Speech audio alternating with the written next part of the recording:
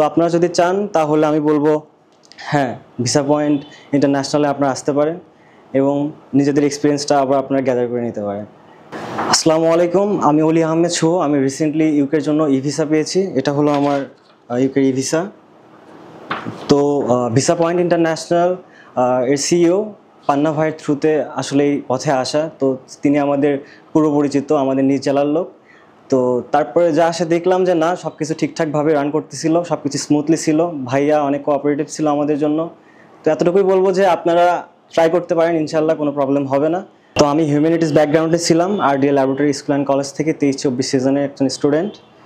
তো আমি ইউকেতে কার্ডিফ মেট্রোপলিটন ইউনিভার্সিটিতে অ্যাপয়েন্টমেন্ট নিয়েছিলাম। তো ওখানে আমার ভিসাটা হয়ে যায় আলহামদুলিল্লাহ।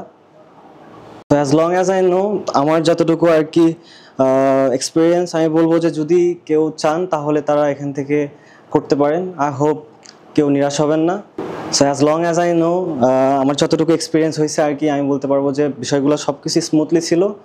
তো আপনারা যদি চান তাহলে আমি বলবো হ্যাঁ, ভিসা পয়েন্ট ইন্টারন্যাশনালে আপনারা আসতে পারেন এবং নিজেদের এক্সপিরিয়েন্সটা আবার আপনারা গ্যাদার করে নিতে পারেন।